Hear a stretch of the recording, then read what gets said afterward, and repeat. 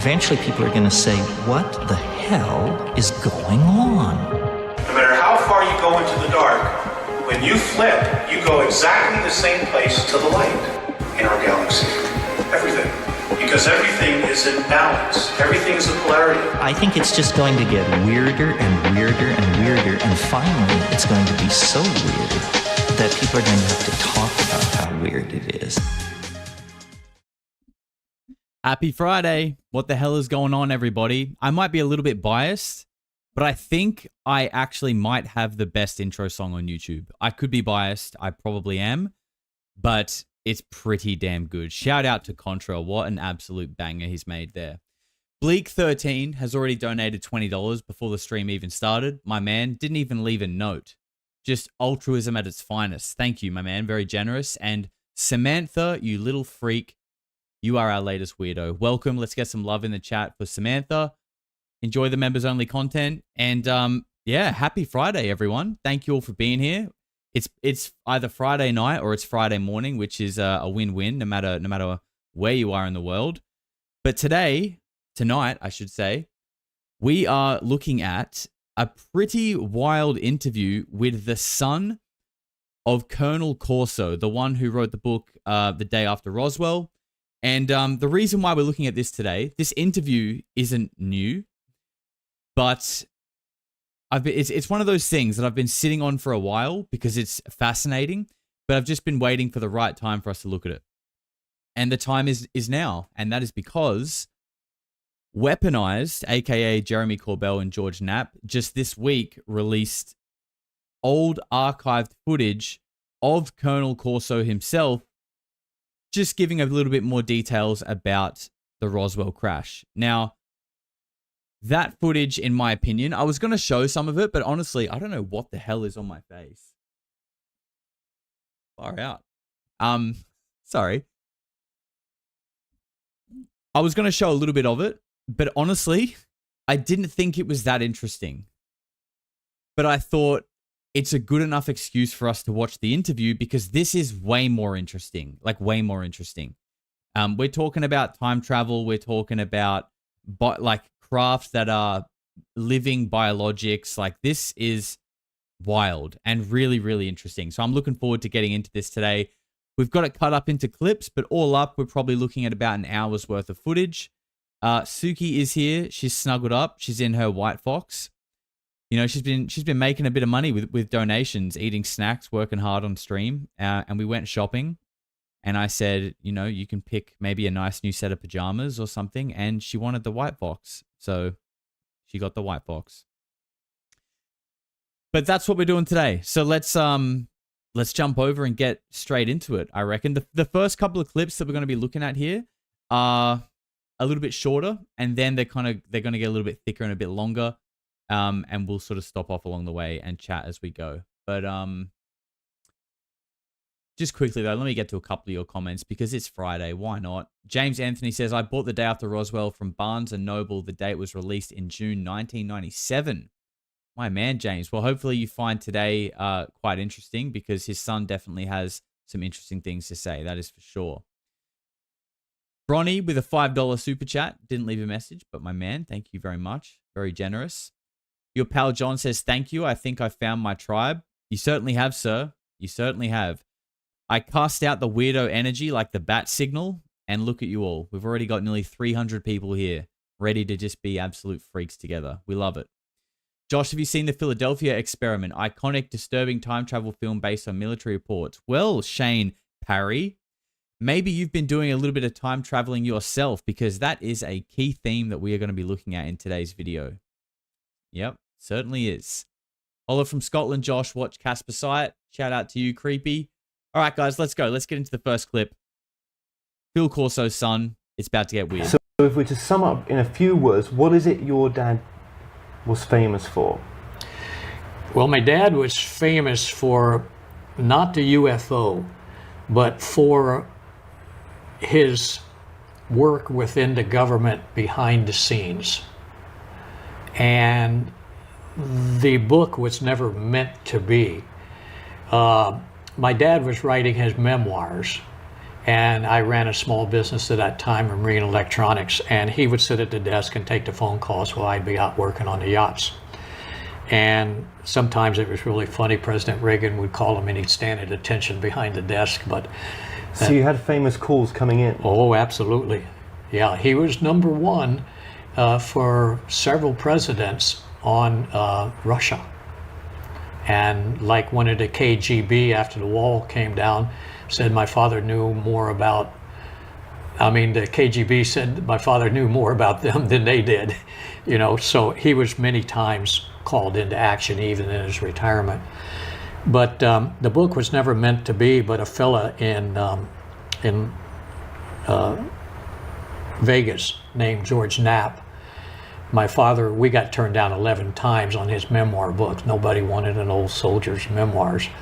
And there was one paragraph in there that said, when I was in R&D, I planted alien technology and such like that. So George Knapp picked up on that, and that's how the book came into being.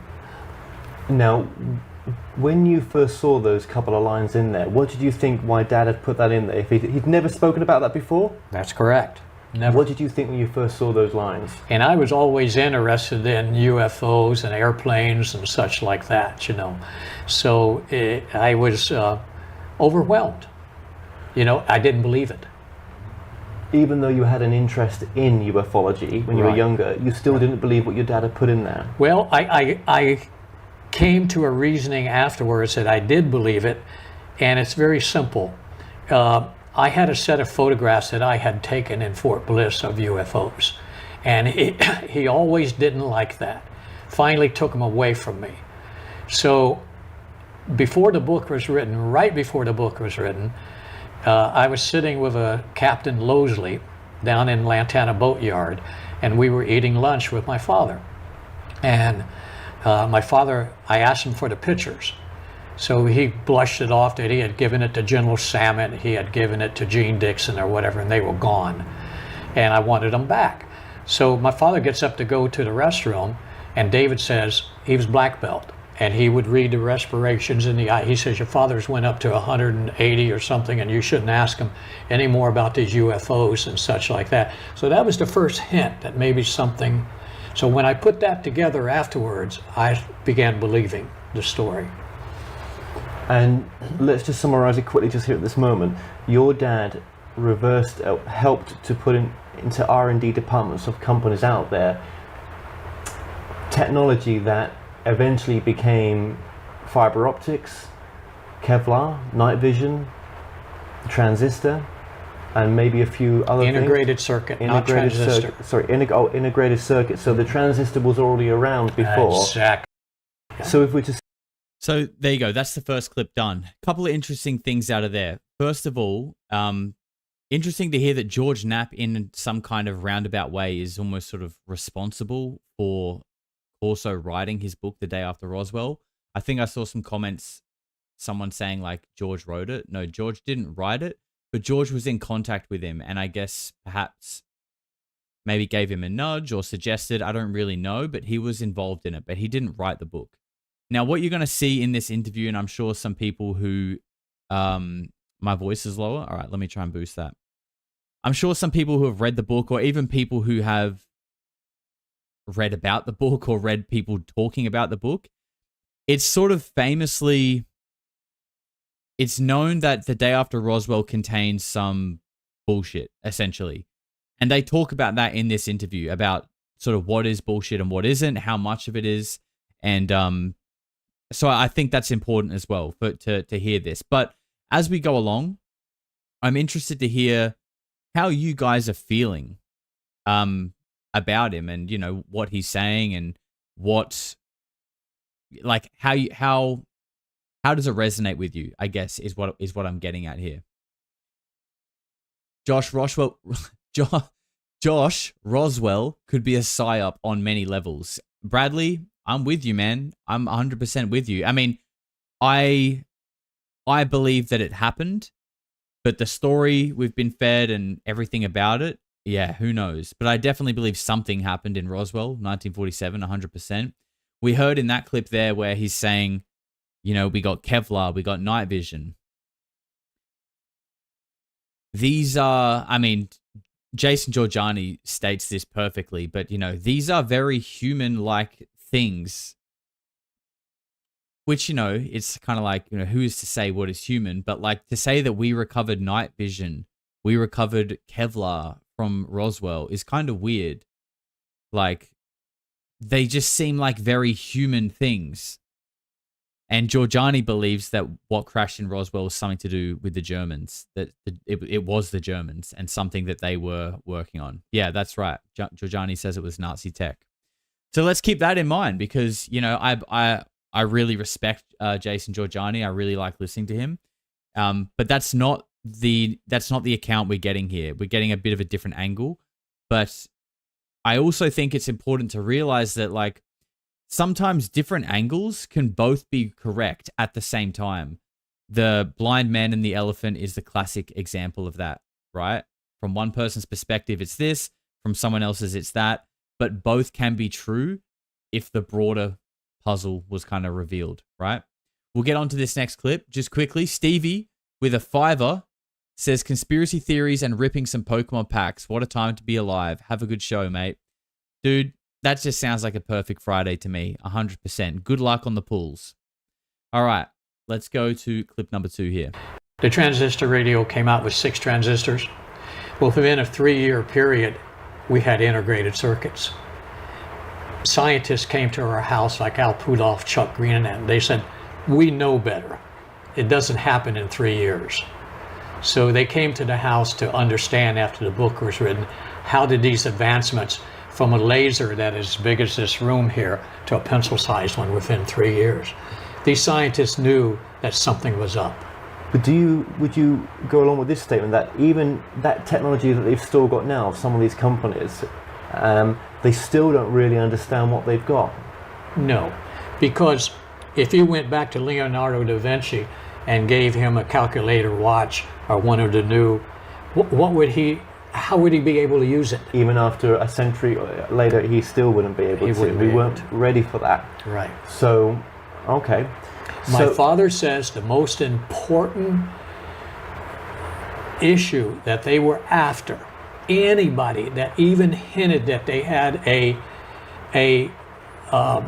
path to this direction, would be what he calls nuclear alignment, which nowadays we are just getting to that point now with the single strand of carbon that produces a voltage from the wave pattern, single atom. So that's what my father and General Trudeau's #1 mandate was, nuclear alignment, which the extra biological suit was made out of. Just again, describe what could come from that type of technology. Anything? Oh, from that type of technology, it would be revolutionary because we would have shielding and we could travel in space. As of now, my father says we cannot travel in space because of the radiation. It's lights out. And NASA is now beginning to say that by the radium-3 moon dust that they're going to put 6 feet around the craft. They're going to go underground on Mars and stuff. They know this, and they've known it for some time. And so has the military. So once we get past the Van Allen belt, is that what it's called, Van Halen? Van Allen belt. Van Allen, sorry. Yeah. Sorry. A second one was found, but they call it my dad termed it as friendly space. The gravitational fields between the Earth and the Moon. Once we get beyond that, lights are out. We can go to the moon as humans, but not beyond that with our present technologies. We do become, the degradation in, bones of astronauts that have spent time on the ISS. And mentally. And mentally, they've done the long-term studies. I think it should have been called the Van Halen belt. I think that would have been way cooler. I mean, what were the ramifications of the astronauts that went to the moon? I'm guessing they were quite ill on the way back, maybe. Well, we know Edgar Mitchell. We met him quite well. And he had an epiphany, he called it, on re-entering the Earth. And Kundalini, was it? And he did understand thoroughly that there were others and that we are very limited from my private conversations with him in space. Do you think other astronauts, when they were in space, were not all aware of what was going on? No, they're all aware. My dad was very close to excuse me, I'll be right back. Stay there. keep going. Just run away. Very close to mid-interview. John Glenn. And he spoke with John Glenn several times about some of the developments that we have set aside. We have wonderful developments that have just been lost, put aside. And I'll talk about that at another time. But he was very aware of the limitations. Interesting, right? I mean, the funniest one, I find it strange how, and I mean, guys, we haven't even gotten started yet. This guy rips out some bombs, like the whole time travel thing, like teleportation, like living craft biology. Like we're not even really started yet. But with all of those bombs that he's about to drop, I also kind of find it funny how he's like, oh yeah, like we don't have the technology anymore. Like I just always find that excuse so weird that even like I don't understand how anyone really buys that. That we had this technology in the late 60s to go to the moon with computers that were less powerful than a calculator, literally. And now we're in 2025 with like AI and what? Still can't figure it out? Like, what are you talking about? Why? How is this excuse even being entertained still? You clearly know how to go to the moon. You're either there and you're not telling us, or you're not allowed to go back. It's funny how he says Edgar Mitchell had an epiphany on the way back to the moon that like we are very limited in space. Maybe that epiphany was when there was like 40 spaceships on the crater of the moon when they landed. And it was lined with 12-foot reptilians. That would be a bit of an epiphany. Yeah, that'd feel like a bit of a wake-up call. Good morning, Rambro. Nice to see you here, sir. A little bit late, but that's okay. I won't punish you for it. I won't hold it against you. Just take a seat quietly, please. Not having the tech anymore is pure bullshit, 100%. And yes, we should absolutely rename it to the Van Halen belt. Absolutely. All right, let's keep moving because we're getting hotter as we go. We're getting hotter as we go, and we haven't even started yet. You know, I always felt as a young kid. And I just want to say, I really like this interviewer. By the way, he just seems very like going with the flow, in the moment, genuinely curious, and just like a nice human. I was born into this world and I had no choice of the way it was. It was just the way it was. Correct. Have I always agreed with it? No. Right. Do I feel that we have free will to create the life we want? Well, before I started my documentary on channeling, I thought we did. I still think we do in some respects, but I don't feel like even if there's an Illuminati out there or whatever, right? I don't let it doesn't control my life. I get on and do what I want. Yeah. Right? Would I be okay with a mass change? Well, maybe we would have no choice. Maybe if this was to come out, we'd have no choice but I might, if an Eben was in front of me now, an extraterrestrial biological entity, right? I don't know if I could handle it mentally. Mm-hmm. I don't. And is there others? Even though I'm in this field, is there others like me that would maybe say, not want to admit it, but say that it's just too far out of my acceptance of a reality? Wow. I think that is true for way more people than they realize. And I've said it a lot on the channel, but like there's a difference between like believing in something and then having it staring you in the face. And like, yeah, we all talk about aliens and reptilians and whatever, but like imagine coming face to face with one. I would wager most people would soil their pants. Genuinely. If it was on sports bet, I would put a bet on it. 100%. Right. Well, look what it would do to the liberal media. Destroy them. Of course. Yeah. So you destroy them, you're hurting the society. So what's that say about the cover-up for the UFO secret then? It says it's very important. Well, I have said before on film, I don't believe it's a UFO cover-up. I believe that it's a time travel cover-up. Here we go. My father, we had the documents. We don't have them anymore on the Philadelphia experiment. Einstein worked on it. My father did reveal that. And I just don't believe, I have said at a very important meeting about time travel, They wanted to know what my father knew and such like that. I have stated my issues, that there is no future and there is no past. There's only now. And the way that I think of it is very simple. As a computer, there are icons. You know your birth, you know your mother, and you know your birthdays, you know when your child was born, and each one is a picture within the brain. Well, the way that time works is those icons are sideways. There is no future, there is no past. There's only the memory of those icons. And can you draw from them as a human being? Yes, you can. But there are those that cannot do that. So if the ET would land here, he would have that ability, and it would segregate our society. See, there are other issues besides religion involved. There's the mental parts that are involved. I don't know if that's hard to follow or what, but these are the type of mind games that need to be played to understand why they do not reveal themselves to the masses. Going back to what time is, different to what we think. Try to break down what you're just saying there. So if Jesus is dying on the cross right now. So all past lives, future lives are happening now. We are limited beings. All we can see is when we were born and our timeline to when we die. It's insignificant in relation to the trillions and the universe. It's insignificant. There is no start. If you look at that, it's like Voyager looking back from the edge of our universe, looking back and seeing one single pixel. Is it important? No. Our whole existence is not important into relation. So why should we measure time? We know we go on after our death. We know we were somewhere before our death. My thinking is that human existence is just a coffee break from eternity. I feel like that what he's talking about here is either going to go kind of two ways with people.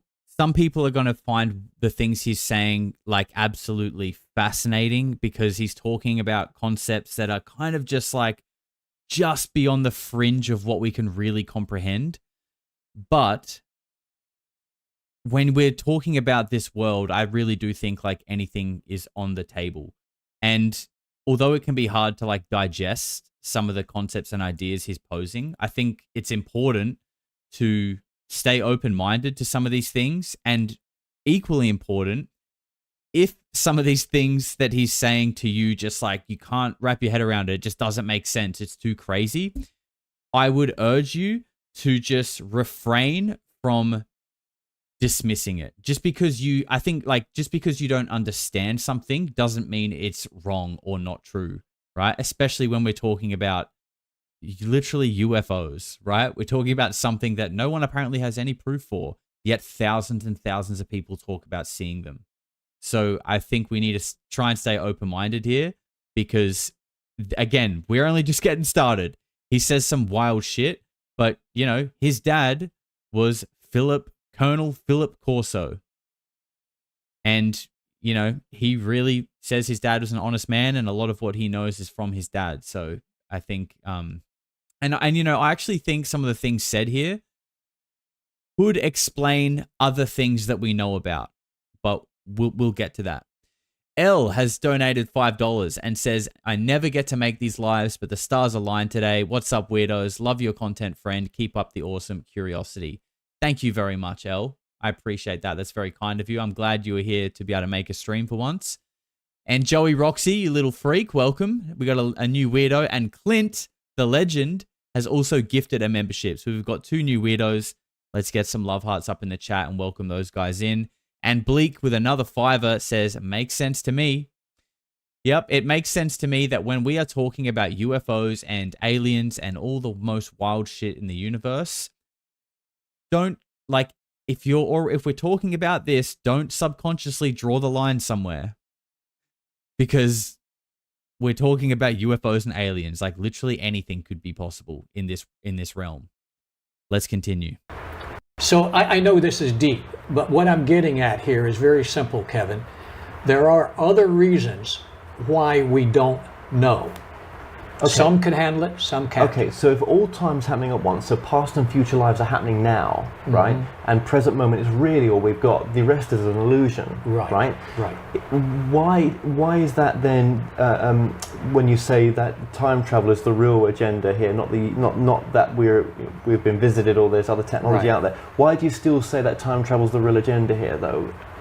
Well, time travel is the cover up, because sitting at this table, which I will explain maybe further later, I was tricked into Welcome, Tamara. Take a seat. it by the head of the black projects for the Air Force.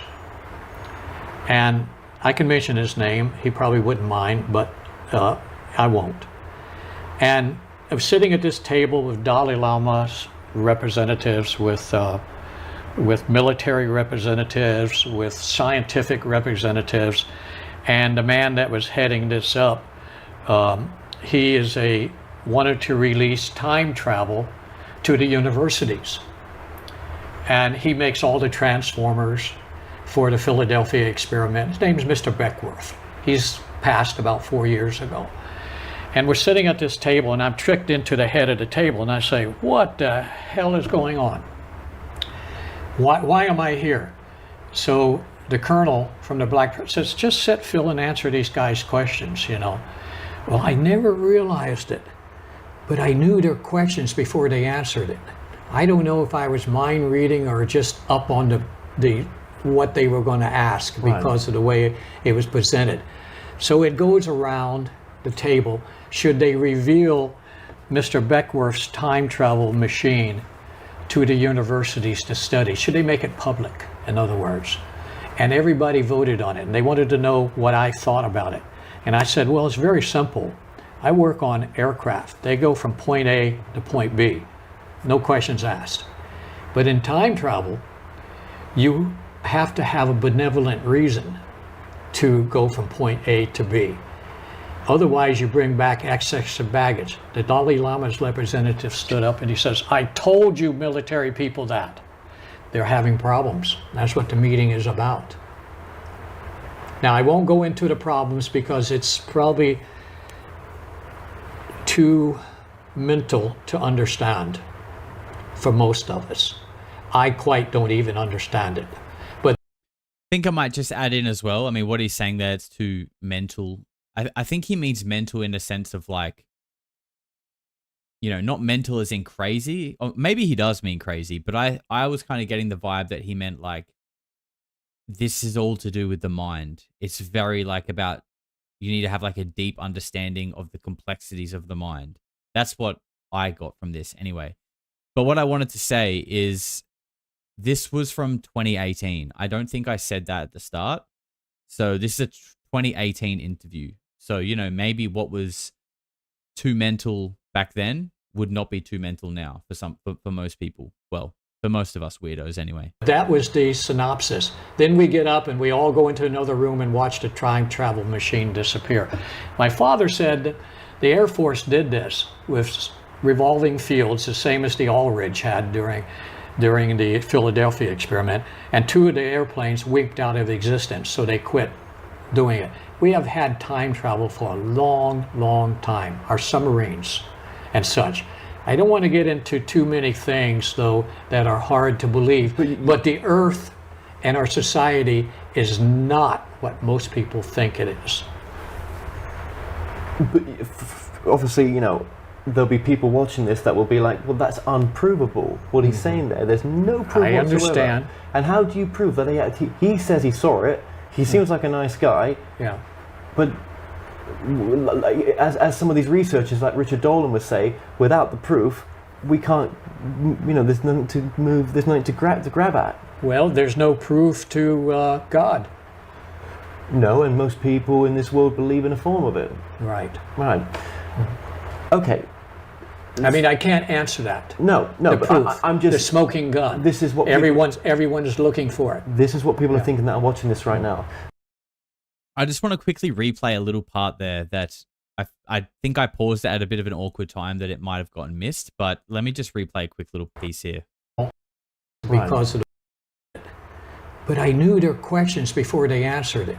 I don't know if I was mind reading or just up on the what they were going to ask because of the way it was presented.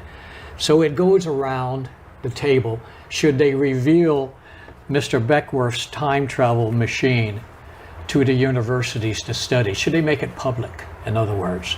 And everybody voted on it, and they wanted to know what I thought about it. And I said, well, it's very simple. I work on aircraft. They go from point A to point B. No questions asked. But in time travel, you have to have a benevolent reason to go from point A to B.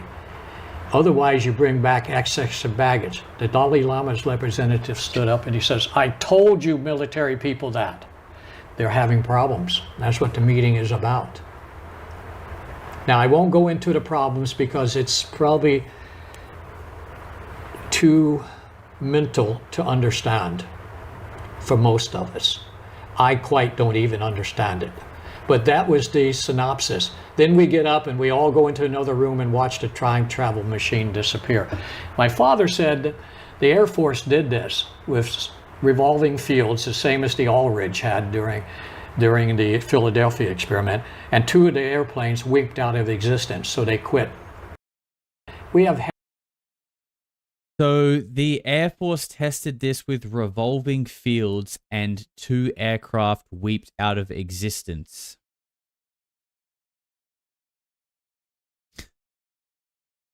What the fuck? I mean, the Philadelphia experiment is one thing, but I think I paused in the middle of that statement and started yapping last time. So I feel like I kind of cooked it up. But when we replay that and listen to that, like, yeah, unpack that, please. I wish he did, but he doesn't. He just kind of... Too mental to understand for most of us. I quite don't even understand it. But that was the synopsis. Then we get up and we all go into another room and watch the time travel machine disappear. My father said the Air Force did this with revolving fields, the same as the Aldridge had during the Philadelphia experiment, and 2 of the airplanes winked out of existence, so they quit doing it. We have had time travel for a long, long time. Someone get on the bat phone to Ashton Forbes. We need to get Ashton on the line ASAP. That's wild, right? That is absolutely insane. The Philadelphia experiment is one thing, but 2 planes as well? My God. Attempted Human, $5. System of a Down says we're one the river and one again after the fall. Thank you, sir. What a band, by the way. Earthman with 5 says this topic does force one to venture into the unbelievable. It's necessary. You're exactly right, sir, because, and as Carl Nell said, the biggest problem here is people need, before you can learn this, you need to unlearn, because what you've learned is a lie, to put it simply. You know, I don't know what parts of it. I'm not the all-knowing one, but it kind of seems like the reality we've been told is not the full story. In fact, it's a cover story for what reality actually is. So before you can learn the truth of it, you have to rip up what you think you know, and then you can relay the new carpet. You can't lay carpet over an old floor. You got to rip it up first, right? It's just basic home improvement for your brain. Dan Garden says, why was the Dalai Lama at Jeffrey Epstein's house? I don't know, sir. It's a great question that probably deserves an answer. An Attempted Human with 5 says they're having problems. Seriously, Josh, looking glass your ass. I don't know if people would want to look at my ass through a looking glass. Might not be the prettiest sight, but who knows? There's you know, different strokes for different folks. There's something for everyone. Thank you, sir. I appreciate that. All right, we finished up that clip, so I think we can move on to the next one now. This is a biggie. This is 15 minutes because he just kept going. So we might stop off along the way on this one. Where did Mr. Beck, whoever this person is, get the technology for time travel from? He developed it with the military during the war. And during the war, you know, the Battle of the Atlantic, the war was being lost from the U-boats, the PACs. So the Germans had a mine that was magnetic, and it would have ships pass over, come up in the middle, and blow several ships up. My dad and others, Einstein, my dad went to Einstein during this time of Eisenhower, when he was with Eisenhower, and said, can we do anything about this? Eisenhower says, not Eisenhower, Einstein says we can move it through time and space 500 yards or whatever it was. I'm just using that 500 yards. I don't know how far it is. So they came up with the Philadelphia experiment. There really was such a thing, that the ship did move from Newport News to Port Richey, and there was deaths involved and such, but they did perfect it. And it was not invisibility. I had the reports, and they were taken from me. And from my father. We had to hide all of his notes for the first 5 years because we were being infiltrated by the cover-up services. And this ship would actually be able to move the mines 500 yards through time and space. Highly developed, which is time travel. With the ship, the All-Ridge. Would the ship move with the mine, or the mine would be moved by the ship's technology? The mines would be moved by the ship's technology, and it wasn't just one ship. We had highly developed it after that. 2 revolving fields of the Earth's frequency, which is 8-point-something megs. But what about all those sailors that were on that ship that knew of this? There was an accident in the beginning. It was perfecting it. How many people on the ship knew of what technology was really on there? I don't know. It could have been compartmentalized? I remember reading the report, and I'd rather not talk about it. But my point is, if I was on a ship and that happened to me, I've signed the Secrecy Act probably, right? Yeah. So can I really talk about it? But then I could say, then your dad signed the Secrecy Act, did he not? Well, he had 9 clearances above top secret, but he was also the classifier and the declassifier. My father took the first nukes to Europe. He was involved in many, many, many things. Star Wars, he recommended it to President Reagan. So my father was very behind the scenes on quite a few things. So all I'm saying to people, is there proof? Yeah, you saw the black bag. There's proof. Do I want to talk about that? Yeah, I'll talk about it. But what's it going to bring? It's going to bring condemnation down on our family again. And that's always a side effect of this, potentially, right? Mm-hmm. But let's look at this. Let's just go back to the time travel things before we move on, and we will cover what you just said there as well. So, if that's what they had then, this wasn't reverse engineered from UFO technology? Yes. The ideas were? Yeah, the Germans had a UFO, my dad said. Night vision was given to Fort Belvoir because they had already had the Germans' night vision. They planted the artifacts into the areas and then took them back, and the military had the first priority, and then the civilian, they said you can use it to make money or whatever. So yes. But if I... Interesting that he's talking about saying the Germans had UFOs. That's interesting. But then he also references the night vision stuff as well, which we were just saying earlier, how like Giorgiani specifically says the Roswell crash was German technology, and that's why the recovered tech from it, like night vision and Kevlar, is so human, because it was human. It was from humans, i.e. the Germans, who were 5 to 10 years ahead of everyone, such as the V2 rocket and, whatever else. They were ahead, and that's why they had these human-like technologies, Kevlar, night vision, that were just a little bit ahead of everyone else. And they got some of it through Roswell. It's, I'm not saying this is how it goes, but it's interesting to see what kind of lines up here. Rambro gets all the series in super chats. Bring back being a silly face in the chat. Rambro is the silliest face in the chat. That actually reminds me. There is yes. Rambro celebrating 2 months. They weeped out of existence is misguided. Perhaps they only crossed into a reality we just can't perceive. Things are around us now that we can't perceive. That's a good shout. If you guys saw my interview with Lynn White, who is a medium, I guess you could say. she did readings on MH370 like within days of it disappearing, before the videos came out, before that was ever a thing. You can go back and look at her blog post from 2014. And she says that she thought that there was like some kind of weird electrical disturbance on the plane. And then everyone was kind of like shifted into another realm. And that basically they were all still alive and that they were on some, basically like Lost. It sounded a lot like Lost. And obviously she copped a bit of shit for that. People are saying it sounds like she just watched Lost. And maybe she did. But I asked her about that and she said she didn't. So there you go. Elle, welcome. Thank you for being a weirdo. You've donated and now you're a certified weirdo. I appreciate that. Thank you very much. Welcome. Let's get some love. And Rambros just gifted a membership and it went to Sudi. So Sudi, welcome. Use your manners. Make sure you say thank you. And you guys go check out the members only content as well. After the stream, of course. Not now. Stay here.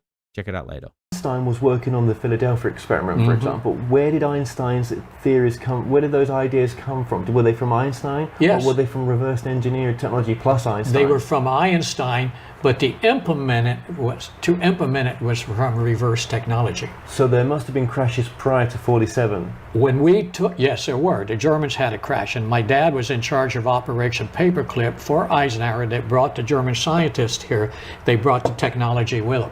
So the Germans, from their crash. So the Germans, timeline before Roswell 47. Yes, and America must have got hold of some of these secrets. All of them. All of them, right? Yeah. Except for what the Russians had nothing.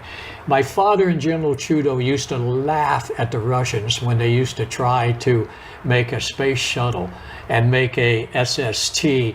I mean, they would laugh at them because they did not have it. They still today do not have the technology. It's a joke. So you think they're using...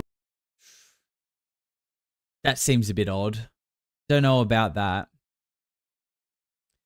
Dingy Digger says, my dad, my dad, my dad. I mean, to be fair, this is about his dad. So he is probably going to say my dad a lot. You know, his dad was Colonel Philip Corso, wrote The Day After Roswell. So yes, naturally, he probably will be referenced quite a bit. Bifta's gifted a membership. Bifta, you absolute legend, mate. Thank you. Always supporting the stream and in the Discord. Thank you very much. That went to Cosmic Encounter. So congratulations. Use your manners. And L with another $5 says, need an episode on Andrew Basigo. Have I said that correctly? I obviously don't know who that person is. Because I don't even know how to say their name. But thank you, Elle. I'll have to look into that. Thank you very much. They've perfected a better version of time travel right now, the government. Oh, absolutely. But then, what's that doing? I mean, if they're changing reality, excessive baggage. Remember that word I said? That is a... See, in a benevolent universe, there is no paradox where you go back and kill your father and you don't exist. It's very, very involved, and I don't think we should go into that direction right now. Okay, but if there were changes going on in this reality, would I know the difference if someone's gone back in time, for example, and changed something in the past, and they come back to this time? They're never coming back to the same timeline. They're not coming back to my time. They're going back to a parallel universe. Well, that's the way it works. Let me explain it real quick, if I may. Please do. Please do. You go back in time. Do you come forward in that same parallel? No. You're growing forward in a different parallel. You go back again, you're growing in, and you say, well, what's that got to do with this first timeline? Right. What has one wave got to do with the other wave? Right. It changes it. It does ripple across. It does ripple across, yeah. And that's the way reality works. With one timeline, only with one timeline. So they're going back. They've made a change, whatever that is. They steal gold from somewhere, right? Okay. So that's going to that should make a difference to this timeline that they came from. Well, it does. But they never go back to the original timeline. They go back to another version. Yeah, let's take the Roswell craft for instance. Yes, I'll give you an example. Okay, this pick gets really good, so we'll stop here first. Wool Daddy, you absolute legend. He's celebrating 2 months as a member. and says, I finally found the button. And I thought he maybe, I don't know if he was talking about that, but then he came in and he's gifted 10 memberships. An absolute legend. And like I said at the start of the show, I might be a bit biased when I say I think I've got the best intro song on YouTube. Might be a little bit biased. And also might be a little bit biased when I say I think I have the best community on YouTube, because I'm telling you, the generosity from this crowd is unmatched. You're all absolute legends, hearts of gold, and I love it. I love the vibes are immaculate. So, Wool Daddy, you're a legend. Thank you very much, and let's get some love in the chat for the 10 new freaks who just joined the army without even knowing it. Okay, let's just say theoretically that I build this ship. This is good. Listen up. This is good. In the future, let's say 2034, and I load it with a bunch of technology, and I send it back, 1947. And I say in 1947, okay, Americans are smart enough to take this technology and move forward with it, okay? Well, my father and General Trudeau said, maybe this technology is going to work in reverse. It may not. There's always a yin and a yang to technology. Look at the internet, the trouble it's causing right now and such. So maybe the message wasn't strong enough. So maybe when this grows forward into the next reality, and I build it again and I send it back, I'm going to put a little stronger message in here. They didn't get it. You see? Now, did that affect this one over here? Absolutely. It all runs together as a ripple in that so pond. So it automatically ripples to the other universes. See the pond? Just like it, yeah. One's reinforcing the other. But if you're sending me that back, as we progress here, you're progressing quicker. Yeah. Are you progressing spiritually quicker? Well, that's the question my father and General Trudeau had. Technically, we would be able to take these advances. Morally, can we take these advances? They toyed with that and they toyed with that and never came up with an answer, my father said. So this could be factions or split off from groups in the future that are trying to change their path. So let's look at that then. These could be factions. Think about that. Think about that, right? If this technology it's time traveling, okay? These are people coming in and out of time. What if at one point in the future, this technology does get disclosed, right? It gets disclosed and now people understand what these craft are and how they work. Now you can have what they're saying. You could have random, rogue, factionalized people with their own agendas that may not necessarily be beneficial for society as a whole. You've got potentially small groups with rogue agendas now coming back into time to try and change timelines or have an effect on the present or the future or the past or all of them. If this is true, if we're just to suspend belief and go with what this guy's saying, it makes sense why no one can know about this technology, because then you've got people just doing whatever the fuck they want, going in and out of time and messing with timelines. That makes sense that you wouldn't give this technology out to people. It makes sense. Even though it's annoying, I get it. Bleak with $5 says Mandela effect might be a result of this. Yep, 100%.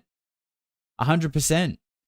The people who made the Berenstain Bears 100% got in a UFO and were like, you know what? Let's make it the fucking Berenstain Bears. Let's make it the Berenstain Bears and just fuck with these people, because that is some shit. And Maggie with $2 hit me with the vibe sticker. Appreciate you, Maggie. Thank you very much. Did your dad believe that the craft, and this is a replica of what the craft looked like? Which my dad worked with a fellow named McDonald, a young man, and they drew it out and engineered it forward with two other guys, two other ex-military. If this was from the future, then... Have you ever seen the planes I build, the Velocities? These are called winglets. And it's a pusher with a propeller back here and has the canard. Right. Rutan's pictures up there. Very similar.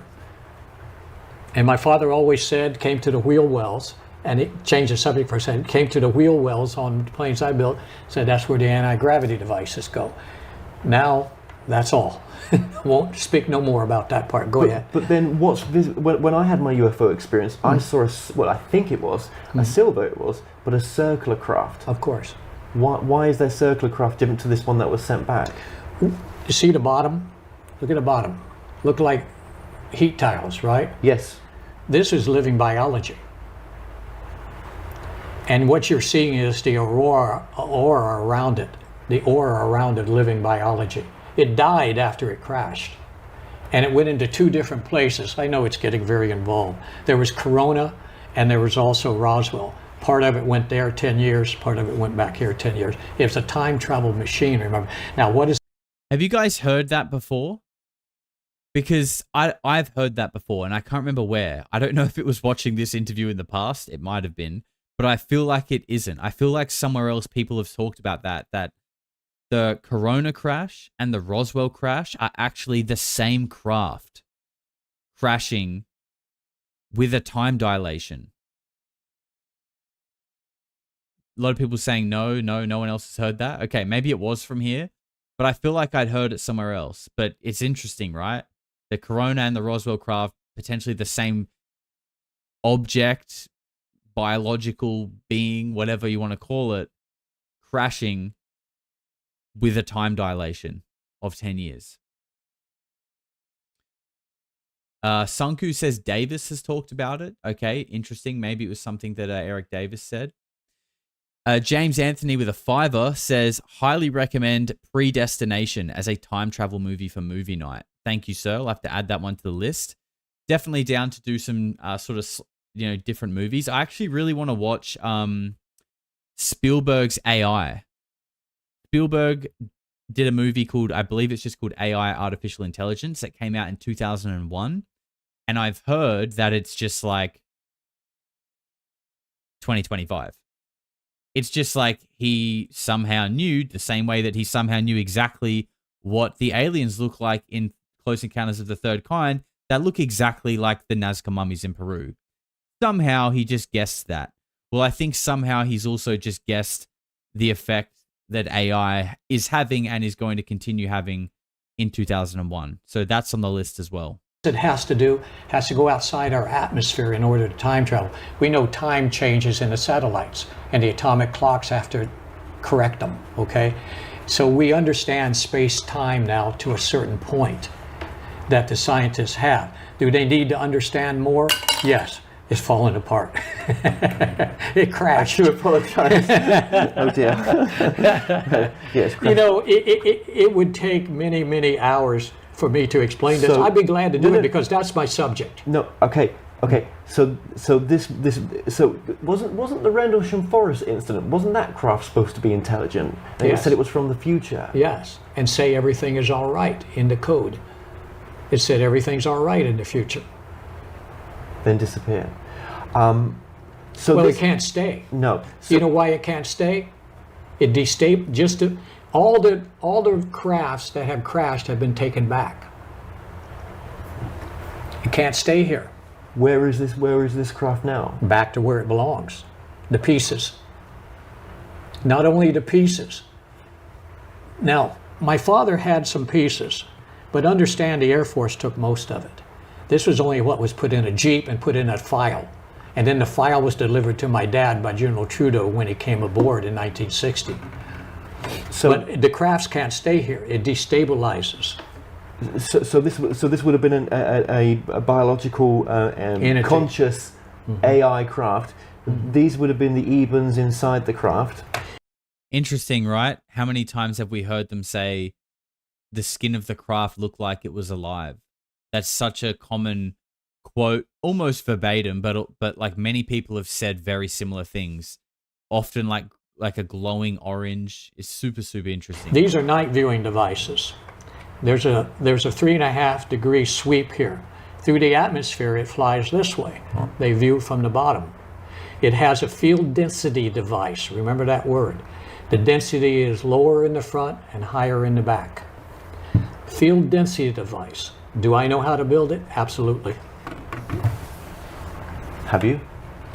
Well, let me tell you, when my dad was in Roswell revealing the book, Whitley Strieber, I sat at the table with him in breakfast that morning. He says, and usually I'm not embarrassed. And he says, are you ready to build a craft? And I turn red in the face. I can't answer.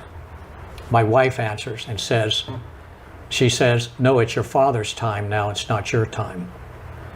Now, does the military know how to do this and all? Yes, they have known for a long time. Do the civilians know how? No. It's a time-released schedule. Is it now? Can I release it? Yes.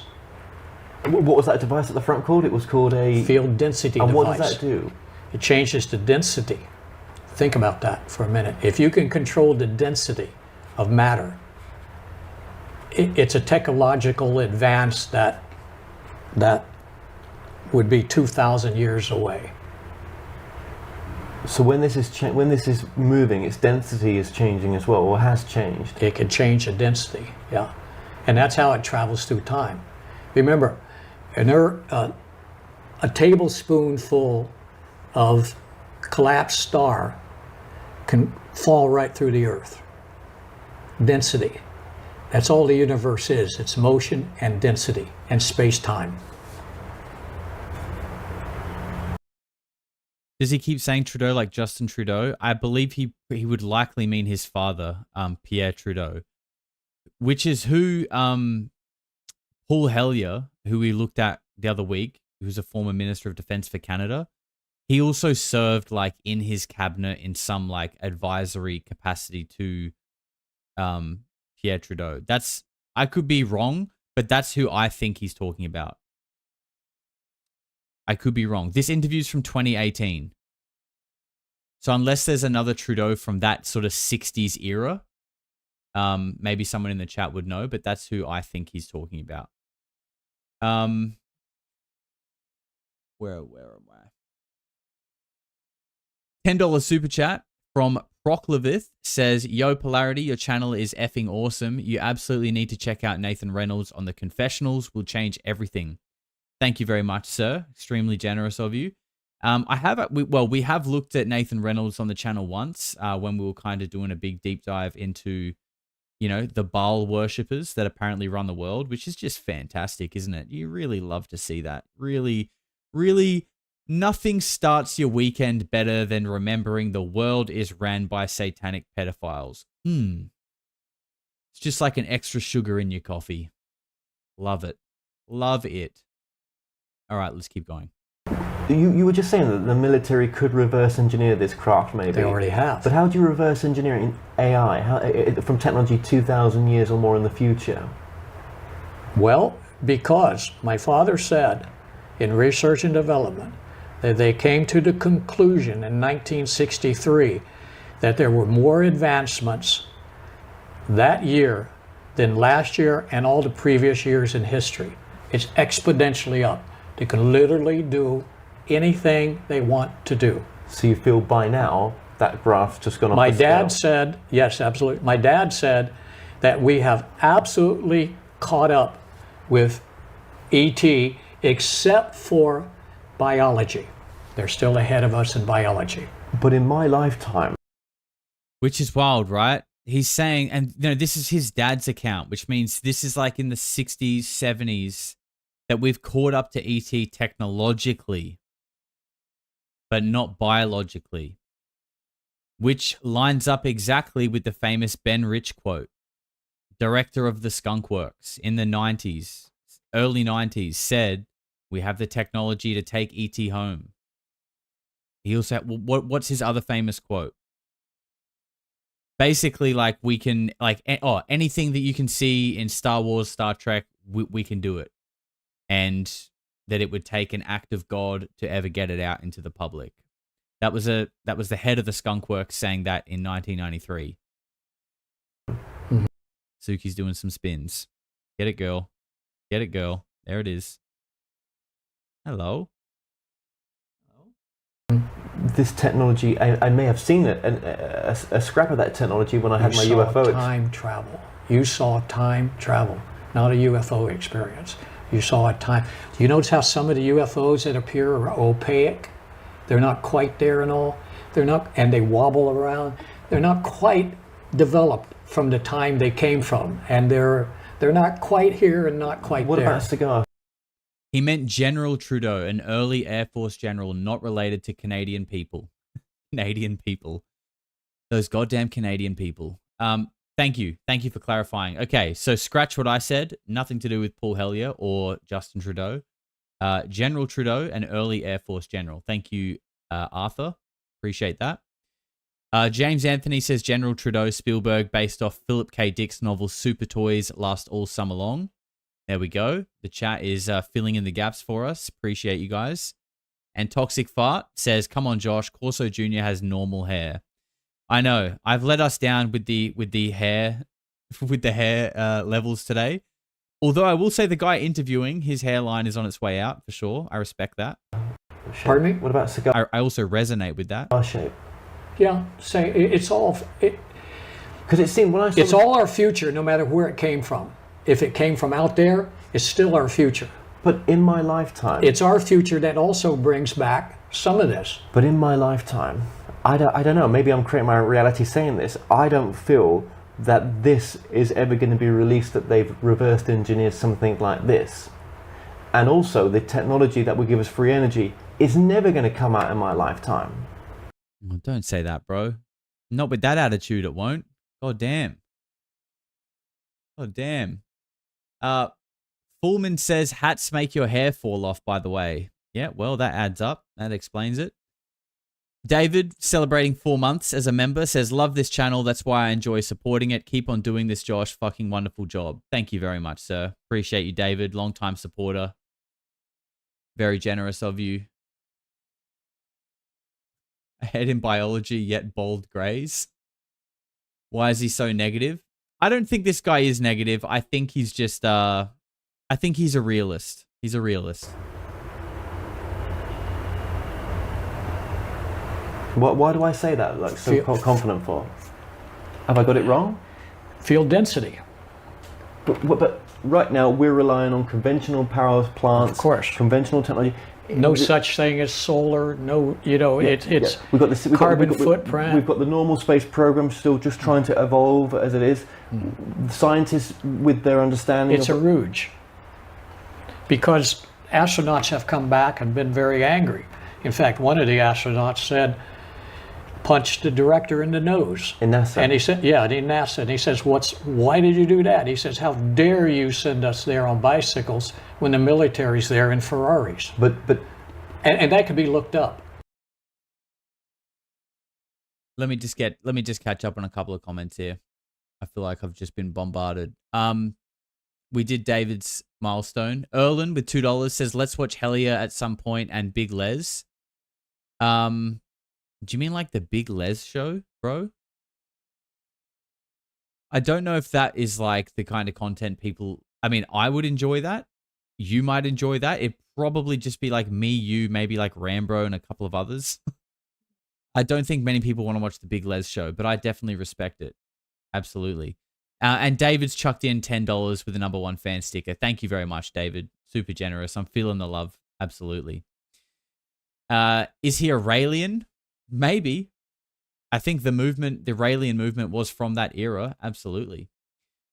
Pullman says, I told that for you, Josh, because you always wear a hat too. I'm genuinely worried about your hairline. Don't worry, bro. Don't worry about my hairline. The Greys have been abducting it for a long time now. I've come to terms with it. And I've heard there's a secret weapon in Turkey that can actually defend your hairline from the Greys. So I might have to visit Turkey and take a look at that. Wool Daddy says John Ramirez. Yep. People are getting left hooks, left, right, and center. Left, right, and center. Left hooks here. What about the headphone dent? That's just temporary. That's just temporary. Don't worry about that. All right, let's go next clip. Let's keep it moving because we've got a lot to get through today. So your UFO experiences in your early years, which only came out for you to talk about maybe even now, is this the first time? It only came out after the book. After the book, because, yeah. it's... Yeah. Yeah. That, to me, shows some sort of connection to these beings that you've got as well. You know, it's some sort of family lineage kind of Absolutely. Connection. My sons, they don't talk about it anymore because it only brings heartaches. And, everything on the book has already been said. But the experiences afterwards, for instance, like I told you about the president and stuff, these are real experiences. We've had CIA pull up in front of the hangar in vans full of electronic equipment and stuff. It was ongoing. And what I say, the reason I'm mentioning this is, if it wasn't true, why the hell have we had all these experiences afterwards? Lawsuits and infiltration, coming in the house, taking things. If it wasn't true, they wouldn't be bothered with it. Well, why have they left you alone now? Made a deal. Interesting. Are you breaking that deal speaking to me? Probably. But it's been years after that deal. I've told you about the deals in private, and that was a long time ago. 15 years, five years after my father's death. So I'm 74, going on 75 soon. Do I really care anymore? Nah, but I care about my family. I don't know what it how it would affect them. So do I care? Kind of, yeah. Do I want to tell? Kind of, yeah. But my business is closed, so maybe I can reveal a little bit. I know what to reveal and what not to reveal. How much of what your dad's... Okay, Stanton Friedman said to me in a previous interview that your dad just wanted to be famous. He wanted the fame. He invented the story. Look at his career. There's paperwork to back it up. How can you invent a lifetime of a career like this? And that paperwork is, again, remind us? It's his career. My father's career. Can I have a look at it? Absolutely. So this is his... Took the first nukes. As a young man, my father never laid a hand on me. I can't remember him telling a lie or fabricating, except for a few things in the book that he was forced to fabricate by others that only wanted to make money. He kind of went along with them. He got angry at the end and went through a book and yellowed everything out that wasn't true. How did he get to the rank that he did? I mean, how do you get to that rank?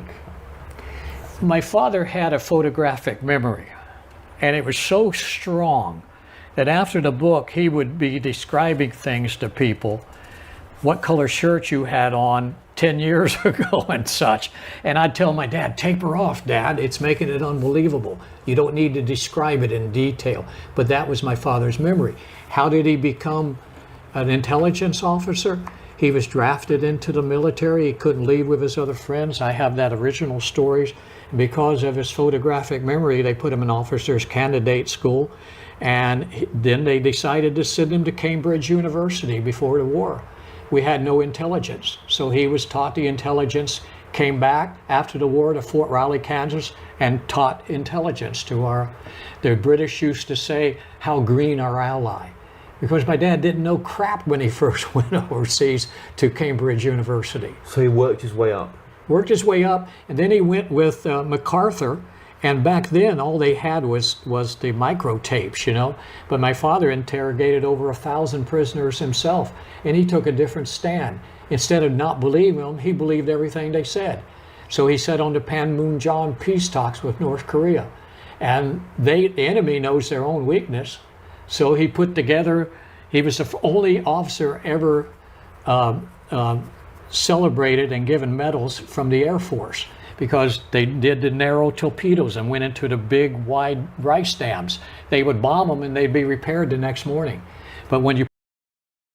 Jack Trading makes a great point and says real whistleblowers have to leave the country or they get locked up or worse. It's a good point. And I think, I understand what you're saying and I agree with you for the most part. But I think the people that we are calling whistleblowers today, i.e. like your David Grush, whoever else, that kind of ilk, the reason why they're so frustrating is because they're whistleblowing after going through the correct DOPSA approvals, right? So then, so it's like I get your point, it's like this has been approved. The government has approved you to say this. So what does that actually mean? Is the government just going, all right, we'll let them have a few secrets? Or is this like a literal entire Psy-Op? The whole thing is a Psy-Op. Because it is weird that, like, you know, certain things can be said and nothing happens. But, you know, we have to remember it, like, people say that David Grush has actually faced a lot of pushback and had a lot of issues in his personal life. I mean, it's all just hearsay to us, though. I do think Grush comes across as like one of the most authentic guys doing it. And, you know, I hope he's safe and I hope he's okay. But I'm sure even a intelligent, respectable man like David Grush would be able to put himself in my shoes and your shoes and be like, yeah, I get why you're sus on me. Do you know what I mean? Like, I feel like they would get that because we're literally talking about the most covered up subject of all time for like 100 years or more. All right, let's catch up. Mish, you're a legend. A generous legend as well. 5 gifted memberships. Thank you very much. You've got lots and lots of gifted memberships to your name. You're always in here supporting, and I really appreciate that. Thank you. Jack Howell, welcome back, sir. Nice to see you in here, you little weirdo. Appreciate you and all the support. And Achy Balls with 5 gifted memberships. See, this is what I'm saying. This community is unmatched. The generosity, it's on another level. Look. See? Do you see what I'm saying? You guys are honestly unreal. I can't thank you enough. It's a pleasure to do these live streams, honestly, because I just like hanging out and laughing and just chatting shit with you guys because it's so much fun. So thank you so much, all of you, especially you, Mish, who's just given another £20. Says, for you, Josh, love and family of weirdos. I appreciate you so much. Honestly, the vibes are just unreal. Honestly, love you guys so much. Put delayed torpedoes in there that go off at different times. End of the war. Food is gone. So the peace talks, I'm not saying my dad single-handedly did this. There were others, many other brilliant people involved. But that's the type of person my father was. He could remember all 1,000 interrogations. He was unusual. Strangest man I ever met. But had he come across the Roswell incident prior to getting hold of that cabinet? He didn't. He wasn't at Roswell. So it was that compartmentalized the secret was? Yes, it was. He was not at Roswell, but he was in. Stan Freeman said, MJ-13. Your father said he was on that. It doesn't show his name. No, it doesn't, because he was the person that MJ reported to for Eisenhower. That's why Eisenhower called him in and said, what's this all about, Corso? So Freeman didn't have all the information. MJ-12, you mean? MJ-12, yes. My father was the 13th member of it. Pretty wild what he's saying, that Phil Corso was the 13th member of MJ-12, or not even the 13th member. He was essentially the one that MJ-12 reported to. Like, this is just kind of getting thrown around in a conversation very loosely, but like, that's actually a very big thing. Like, that's extremely impactful. Not on paper. He was the one they reported to. Colonel North's job, liaison. You know, so Stan Freeman doesn't have all the information. And he says, your father was not a colonel. Well, when a lieutenant colonel retires, they always move you to the next rank. It's an honorary service. He doesn't know that. He was never in the military. It's interesting, right? Like, he's kind of saying how Stanton Friedman's downplayed some of Phil Corso's claims. And his son is saying, is like, yeah, well, what the fuck would Stanton Freeman know? Because Stanton Freeman know because he's not in the military. Like, he doesn't understand how these things work. You know, I can understand that. The military definitely has their own ways of going about things and little, you know, intricacies that I think people who have served are able to like identify little things such as like, you know, language or processes or systems, the way people go about things that will show someone like they'll be able to tell that you've been in the military, right? there are things like that. So it's interesting to hear him say that this, what would he know? What would he know? Darkness says this guy's tying so much together for me. Yeah, it's a wild interview, hey. And we've still got more clips to go, but I feel like some of the stuff in it is really out there, but you're right. If we're to just, suspend our belief and just let him take us on this trip, it does actually make a lot of sense to a lot of other things. It really does. Michael with $10 didn't leave a message, but Michael, my man, thank you very much. Another longtime supporter and legend of the channel. Appreciate you, bro. Josh, I think you need to find someone to interview who was high up with the Atomic Energy Commission. Oh, all right, Rambro. Yeah. I'll just go knock on the Atomic Energy Commission's door and be like, hey, guys responsible for covering up aliens and UFOs and crash retrievals for 50 years. Do you want to come on the channel? Do you want to come and reveal all the secrets?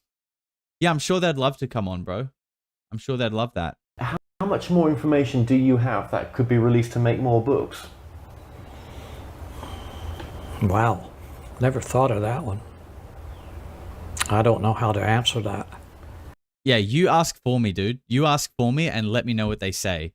Actually, ask them if they want to reveal the secrets of the Manhattan Project while you're at it as well. I think it'd make for a great show. Let me know what they say. But there is more material you've got.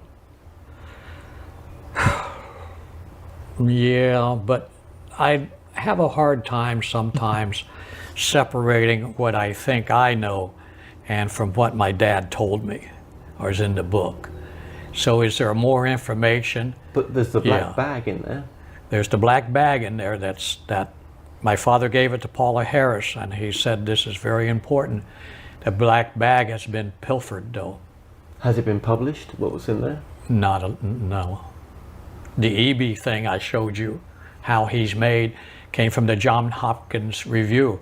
My father said that's true because they never would have known about the eyelid release. The cover in the eye. That was the night vision that he held up in the book. But that Eben thing I read in that room, is that your dad's notes? Yes, personally. Yeah. No. Let's just say about the Eben, that this was a biological entity that could go past the radiation belts. And that made could survive. To travel in space. Made to travel. These bodies were made to travel in space that were in this craft. Yeah, they had two brains, not two hemispheres like we have. One brain is laced with integrated circuits to feed back the information. The other one lets them run as a ET. He's dropping nukes right now. I know the chat's going wild, but I hope you guys are listening because he's literally dropping nukes right now. We've heard that, these greys, the short greys, they are basically like biological androids. It's exactly what he's talking about. He's saying that these things are made to travel so that humans have issues going into space, right? Obviously the Van Allen belt or the Van Halen belt is one of them, but there are others. What he's talking about here is basically saying that these little greys are specifically grown and designed to be used in space. Or as a... so they were part of the craft? Yeah, they're part of the craft. That's where the head device came from. So who made these? Us from the future? Well, I'm not going to answer that. Oh. At this time. At this time. This was 2018. I wonder if he's still around. We've talked about the future, what it is, and the way that I see it. Once you see it my way, you have information. Do we become them, maybe? No, I don't think so. No. It's strictly a ET.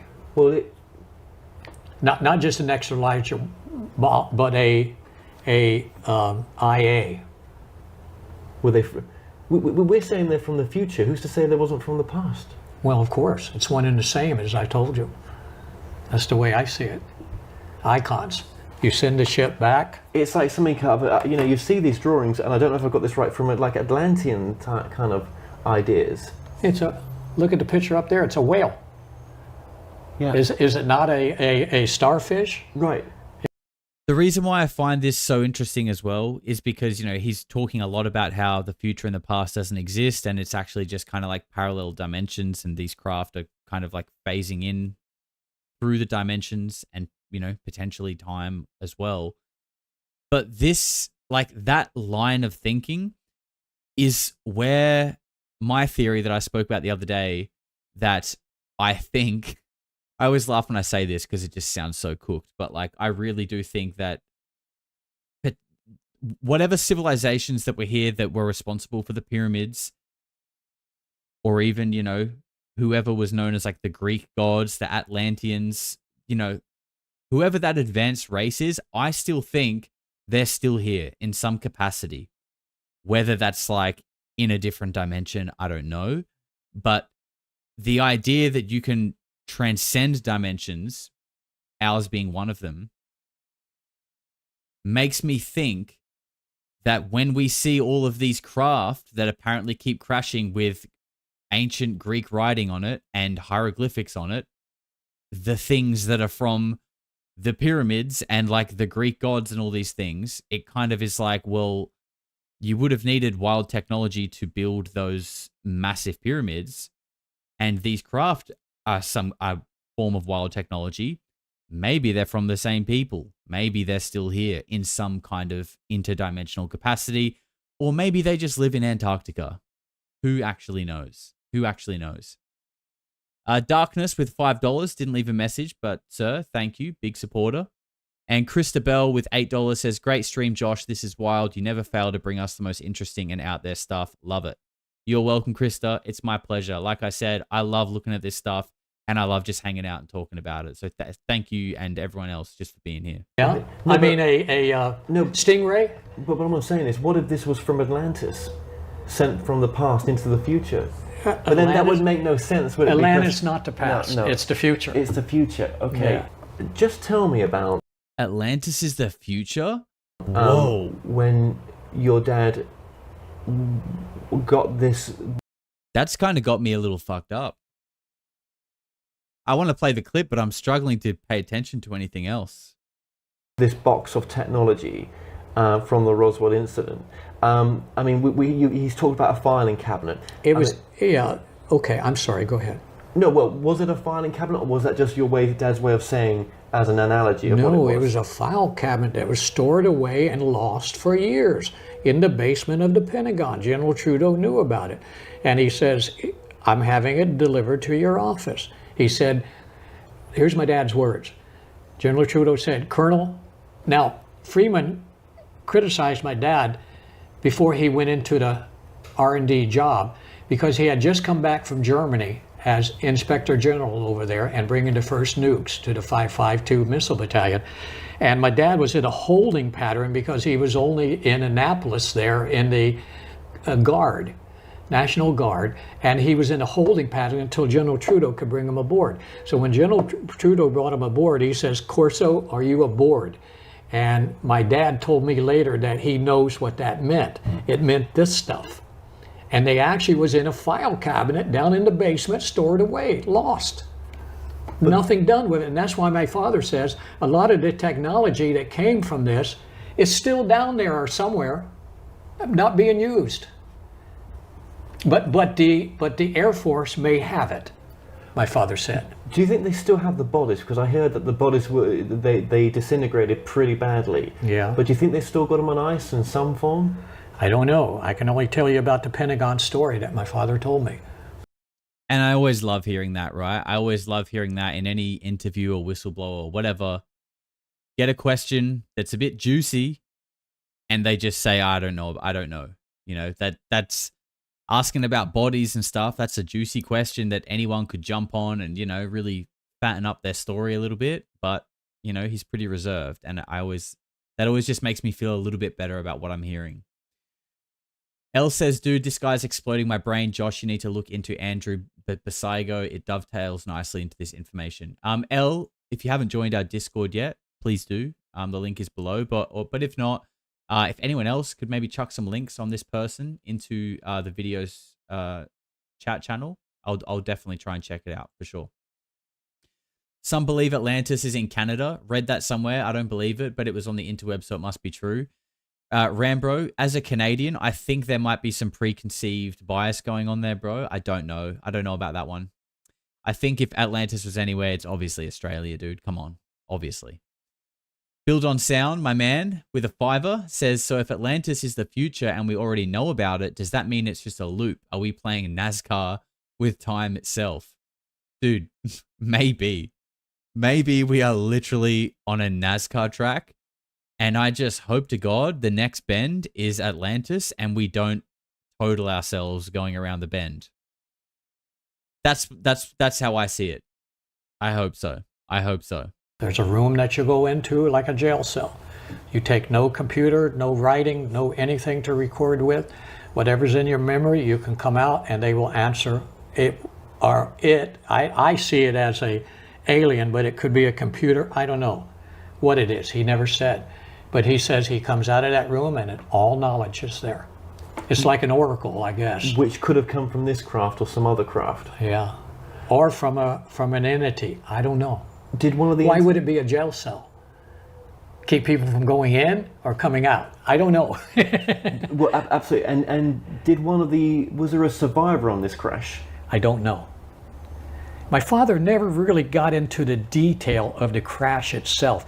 He went to the site afterwards. We did. Yeah, he was brought to the site.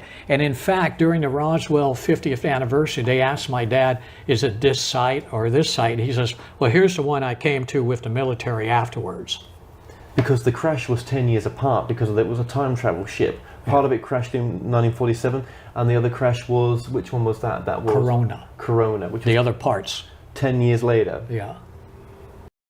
That's wild, right? Just touching on that whole 10 years thing. Really, really interesting, mind-bending. Like, it's hard to get your head around, how that even works. But again, like I said, I don't think that's a reason just to dismiss it, right? We're literally talking about UFOs and aliens here. I think we need to be open to, all possibilities. That open doesn't mean believe it, but, remember at one point, everyone was so convinced that the Earth was the center of the universe and that everything revolved around us. And we had to do a bit of unlearning, right? We had to do a little bit of unlearning to work out, hey, we're actually not that important. And I feel like we probably have a bit more unlearning to do. Absolutely. I need to deep dive the Corona crash. It's the first time I've heard this. Yeah, dude, definitely need to do that. You really have to listen hard. This guy is telling you without telling you. Yeah, I agree. Darkness. And guys, I will leave a link to this full interview in the description tomorrow. So I usually, the next day, because it takes a while for the transcript to upload. Once the transcript is up, I add chapters for people who watch this back. And when I do that, I usually fill in all the other information there as well. So come back to this tomorrow and there'll be a link if you want to go check out the whole thing. Or you could just rewatch the stream. Why not? You see, the Cold War was not necessarily about the Cold War. Here we go. It was about planetary infiltration. Others, they were destabilizing our military bases, our nukes, and such like that. Which lines up perfectly with what Tom DeLonge said about the Americans being in the room with the Russians during Operation Dominic and Bluegill Triple Prime, and that some of them at the very top, a lot of people just thought we're doing high altitude nuke tests, but people at the top knew that they were trying to swat some bugs out of the sky. I'm telling you. And not to go into another story, but that was a planetary defense system. So when we... No, please go into another story. A planetary defense system. Patrick Jackson's Sphere Network Theory. The recent paper by Beatriz Villarroel. He is connecting all of these dots together. It's actually wild. Not a bot with $2 says, so what happens after disclosure? Atlantis, bro. Atlantis. Look at what's going on with Russia now, with the allegations against Russia of hacking and everything else. Is that just a bit of... Well, the ETs, my dad said, My dad told me the Berlin Wall was going to come down years before it did because the Russians have violated the ET mandate. First of all, we were told to stay out of space. That's why we didn't go back to the moon for many years. We weren't ready. Second of all, do not put nukes in space. My dad said the Russians violated that, put nukes in space, and they were told to close. Who else told us to stop the weaponization of space? It's kind of crazy. It's kind of crazy, right? That this is apparently violating some kind of ET mandate. And that that there were punishments for doing so. They didn't fail. They were told to close. I know, fantastic, isn't it? Well, yeah, I mean, and again, when you was a child, these fantastic calls would come in from high rank. I mean, you never took the calls, did you? From some of these famous, like the presidents that were called your dad up. You just know that your dad told you that he took some of these calls at home sometimes in his career. Oh, he was always, even in his retirement, he was always behind the scene with the president, most presidents, but not all. But were you aware of that? Oh yes, I saw him stand at attention when Reagan would call in my business. He would stand up and say yes sir and salute, even though he was on the phone. Of course. Did you think that was normal? Yeah, I knew he was involved in a lot. But not exactly. As a boy, I knew he was involved in a lot. Are you adding any... J. Edgar Hoover called my dad a rat. He hated him. Are you adding anything to your dad's story that wasn't there originally? Are you trying to fill in pieces so that it makes sense for you? My dad's story? Yeah. Yeah, it's strangest man I ever knew. But you're not adding anything extra that shouldn't be in it, just so that it makes more sense for people to listen to. Yeah. This is the story as you know it. As I know it. As you know it. So I never knew my father to tell a lie or exaggerate, because an intelligence officer is taught not to do that. Right. He's a nothing. He's just a recorder that's bringing back the information. That's all. Not to exaggerate it, not to give a political view on it, not to give his view on it. When he gave, we never knew whether there was an actual live entity that was taken away at the crash. It says in the front of the book that one came over the hill and we shot it and all that. We don't know. Yeah, right. Okay. But that wasn't my dad saying that. No, of course not. That's the Hollywood. And when you listen to the old interviews with Art Bell, when, for example, there was a liquid gel that the beings were kept in. Not in those those days. We didn't have that technology. Anybody can see through that. But your dad in 47. Your dad had to keep to some story of what was in the book so that the book wouldn't. My dad was 75 years old, easily influenced by the money that was told he was coming his way, which he never got a penny of. Yeah. And he was easily influenced. He said, "This is the way books are written." He was a virgin at it. I always told him he would never be paid. I knew it. So I think it's good to get some kind of admission and just kind of accountability for the fact that there is stuff in the book that isn't true. But at least we're getting an explanation as to why it was there, the story behind it. And it makes sense, right? I would almost expect that if a book is going to get published on a sort of wide scale by someone who was the person that the Majestic 12 allegedly reported to, there's no way that book is going to go through publishing without being fine-tooth combed. You know what I mean? No way. Guys, if you've been enjoying the stream so far, please hit a like. Remember, it's like your admission fee. Just scroll down, hit the like. It's free. It's quick. And if you keep that card with your hole punched on it when you leave, you get a 20% discount for your local mental health hospital. Okay. So, but you don't get that unless you hit the like button on the way in. So, you get something back. You get something back out of it. Rambro's out. Have a good day, sir. Thank you for being here.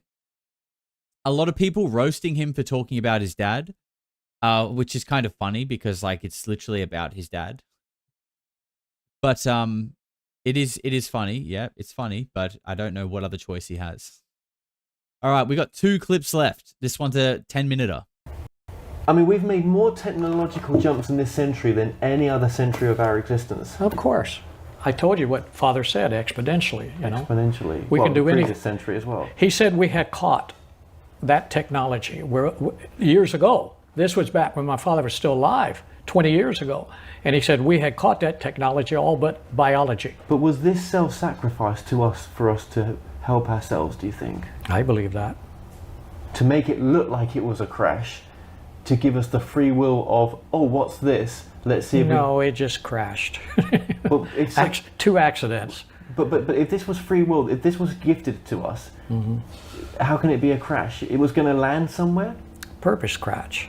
That's what I'm saying. It was Yeah. a purpose crash. Yeah, of course. For it to make it look like whoever sent it didn't do Yeah, that. you can have the thing land there and then the little ETs get out and say, I'm from your future to help you. No, That's not good. That we wouldn't have believed that. no. We would have seen it as a negative thing. Yeah. But they self-sacrificed themselves.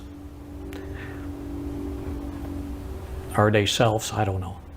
Only God can answer that. They're grown. They're clones. Is a clone, if they made a clone of you, does it have a soul? I don't know. Only God.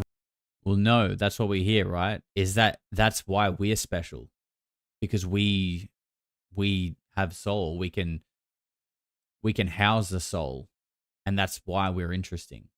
That's why we're special. knows that.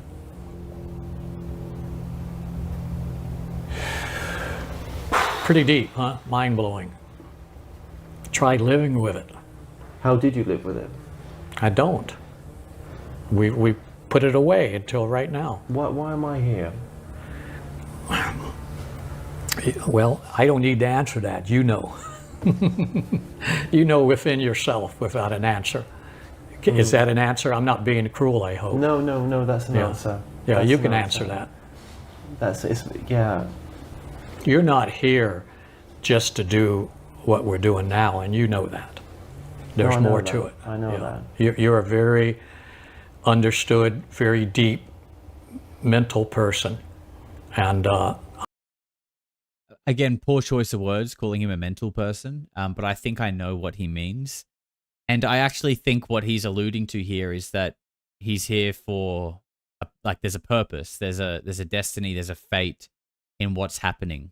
That's what I believe he's sort of touching on there, not actually calling him a mental person. Poor choice of words. I knew that.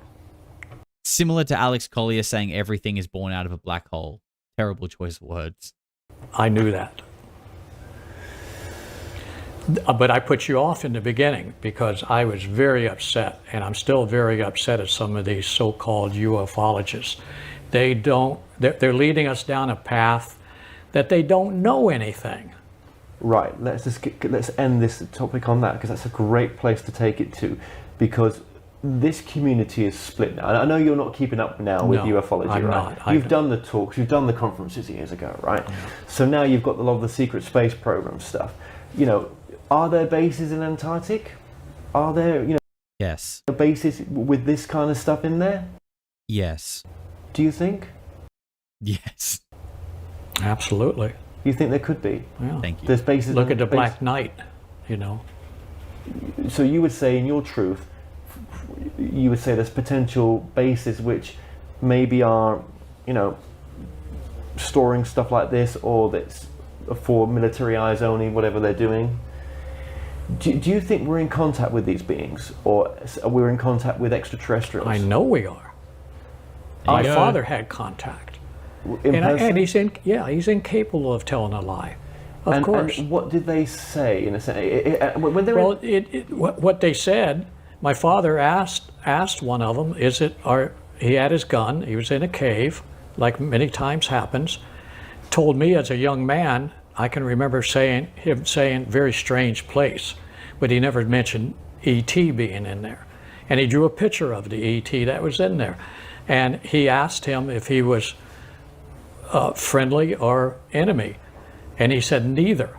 And he said, well, what are you here for? And he says, a new world if you can take it. And I've mentioned that before. And that... A new world if you can take it is allegedly what an ET told Philip Corso.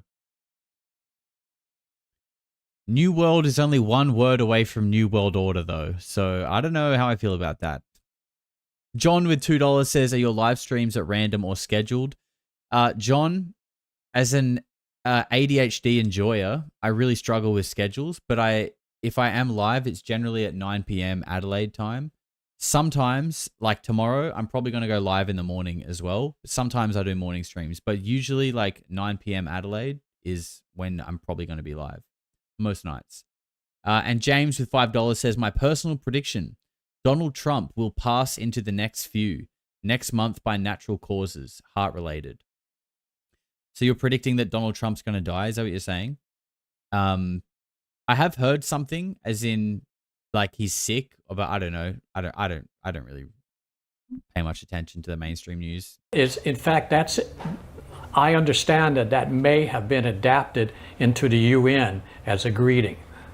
So it may not have been a cave. It may just his way of.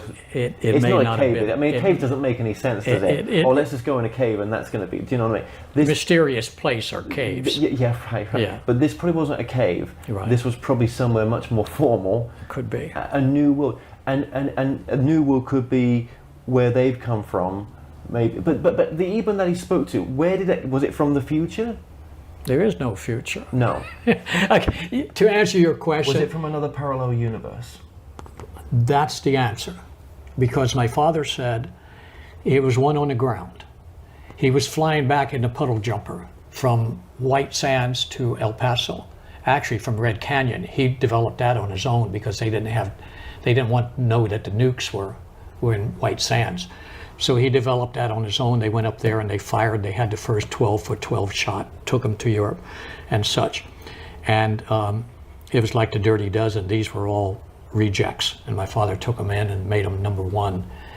So that's another story. But he would fly there in this little puddle jumper, and he saw a bright, shiny object on the ground. So he got in one of the big Jeeps, like staff cars, and drove back there. And he says he sees this thing sitting on the ground, and it's going in and out of time. It's going, disappears, comes back. And he says, am I delusional? What the hell is it? So he says he throws a tumbleweed underneath of it. When the thing comes back, disappears again, the tumbleweed's all smashed, so he knew it was real. He sees these little footprints in my hair standing up, sees these little footprints in the sand. And all of a sudden, he goes into a panic. And he flies backwards, get in the staff car and flies backwards again. He says all of a sudden the thing goes like this and disappears into a donut. Why did he have that experience? Into a donut. Is that like a black hole? I don't know. There was no communication, no nothing. But why that experience? Is that to show him? I don't know. No, and do you think, I don't think maybe it wasn't meant for do you him. think Maybe it was an accident. If he had been regressed, then something else could have. Do you think there was an implant in memory that actually something else happened then? Yeah, I can't answer that right now. No. Not right now. No. A lot of people saying that this guy knows more than he's letting on, 100%. And he's even open about that. And I mean, just then he's saying, I don't want to talk about that right now. Yeah, I would love to find out where this dude's at. I mean, it's just nearly, what are we, like 7-8 years down the line from this interview? Things have changed a lot since 2018. I wonder what he'd say now. Okay.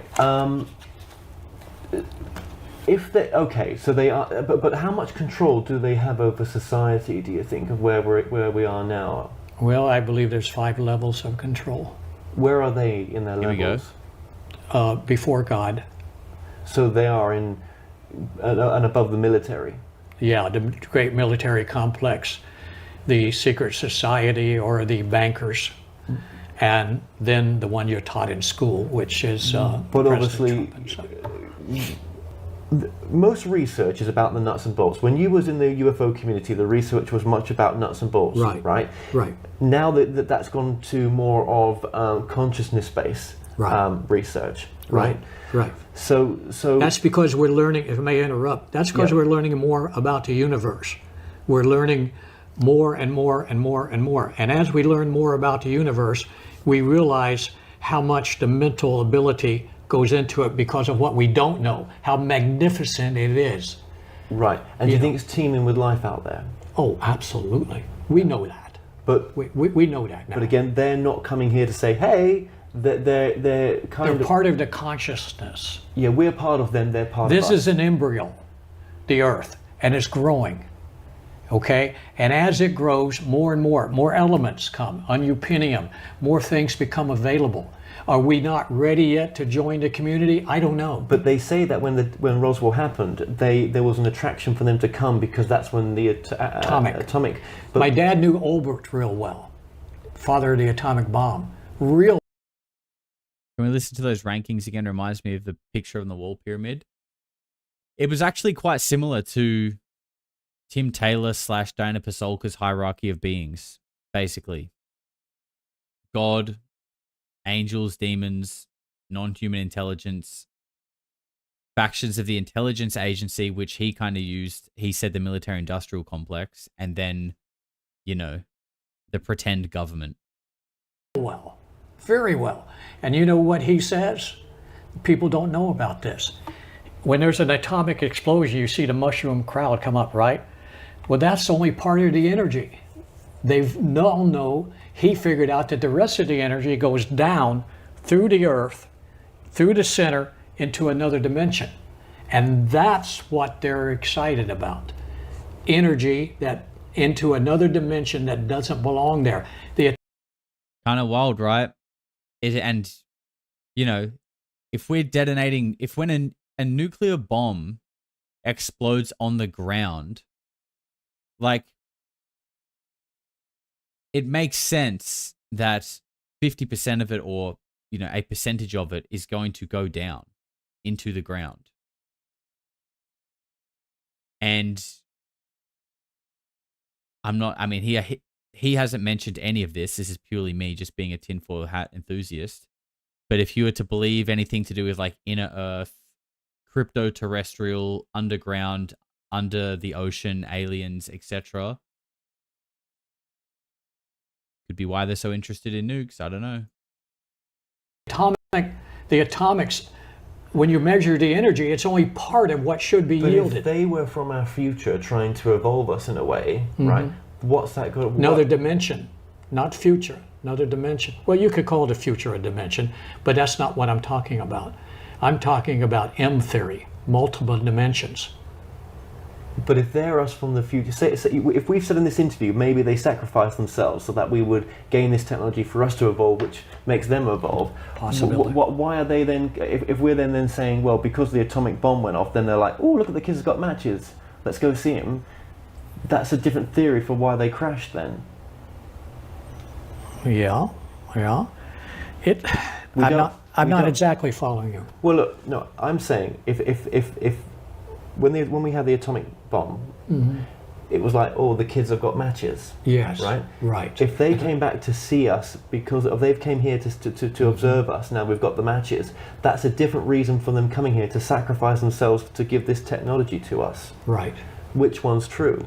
Without the technology, though, you may not be able to control that energy. So it came at that time because that's when it was meant to come. Right. Could okay. be. I don't know that. I'm just going brainstorming.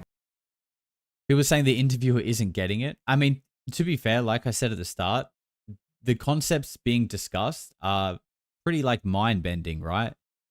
And again, like I said at the start, don't let something you don't understand like push you away, because the truth is that I think likely whenever we get the truth of like what is actually going on, it's going to be like completely paradigm shifting and probably require you to accept that you were wrong about some fundamental things about reality before you can even understand these concepts, because they are so out there. Like quite often when I'm listening to things, sometimes I'll hear it and I'll be like, I understand what you're saying because I understand the English language, so I know the words you're saying, but to actually like picture the concept and to put the pieces together in my head, it's going to need to like sit there for a while. It's going to need to just like, you know, the seed is there. It's going to take a couple of weeks to grow. Do you know what I mean? Sometimes these concepts take a while to like grasp. And sometimes while they're growing, you might watch something else or listen to something else and it will help that idea like propagate further. So, you know, just because you don't understand something straight away, just, you know, keep it in the back pocket. You never know. You never know. Kane with $20 says, keep killing it, Josh, and give Suki some love for me. Absolutely, sir. It looks like she's having a little bit of a dream right now. She's twerking. There's no treats today, but like I said, probably going to be streaming tomorrow morning, probably around 12 to 13 hours from now. And she'll be getting fed tomorrow. She gets fed. I mean, we've made more technology on the weekends. Weekends only. All right, we got one more clip to go. Let's get it. There's many UFO researchers out there, and they've all got their niche, and they you know, they've all got their own truth, agenda, their own agenda. That's a better way of saying it. And then you've got, you know, there's so many agendas, and then people listening to this will say, well, this is you know, you and your dad's agenda is this, right? So who do they listen to? Is it the discernment inside they listen to? I'm not out. You know, I have the book here because we still get royalties from it, and that's great. Do I need them? No. Does many of the people out there? All you got to do is follow the money. On every one of the researchers, follow the money, and you will see if they're telling the truth or not. It's that simple. And most of them, I don't go to the conferences anymore. I go about every 4 or 5 years just to see if there's a change. There have been no change. What change would you like to see? Truth. Whose truth? Well, not from them. Not from them. But a truth that there is more to our existence than just looking for money, and watching Love Island. B Monster says, hey Josh, what are the words you have under the eye of Horus behind the video playing? Well, the video's up now, so I can't read it word for word, and it's in Latin, so I can't remember it. But in English, it means times change, and so must we. There was a few more comments here. Brad James with $2, and again with $2. Thank you, my man. Appreciate you very much. No super chat though. Phil Ward says, when somebody is too sure of something, it raises my spider senses. Wiser minds tend to question rather than assert. My man, Phil, my man. Say it louder for the assertive people in the back speaking with confidence about something that we have no fucking idea about. Please, just say it a little bit louder for them, because thank you. I'm exactly the same, dude. When we're talking about this stuff, I think you need to be open to everything and not fully subscribed to anything until we have some straight up proof. 100%. Skinny with $20 would love some convo on the Mandela effect. Thank you very much, Skinny. Very generous super chat. A while ago, we actually did a little game show on the Mandela effect, which was really fun. If you go back through some old live streams, you might be able to find that. But yeah, it's a super interesting phenomena, the Mandela effect, and with the conversation that we're hearing here with time travel and things like that, I don't know, maybe there's something to it. For fame, looking for you know, other things that humans look for. And what I would like to see out here is that, first of all, that my father is truth. Not all of it in here. Some of it's been fantasized. But I'd like to see the truth of what's in that black bag over there. That was my father's legacy that has been left. Because I believe without that legacy, the earth might be a different place right now. What if the technology is true in here that's been given? What if it had never been given? Where would we be? Where would we be? My father says 200 years behind. We would not have this conversation. He's 200 years advancement. Or more? Yeah, and they said, can we handle it? General Trudeau, my dad never knew the answer. They were afraid of it. They were afraid that technology might be misused. My father would lay there in the hospital dying, and he would tell people that machine is because of me. They thought my father was delusional, you know? But he's telling the truth. Yeah. Now, it hurts me to see people go against this, but I understand it. It has to be. Because for the truth to come out, you have to have the other side. There has to be the conflict. The earth is a place of conflict, as we all know, and it has to be there. Is there inner earth beings? Very, very, I don't know. I don't know.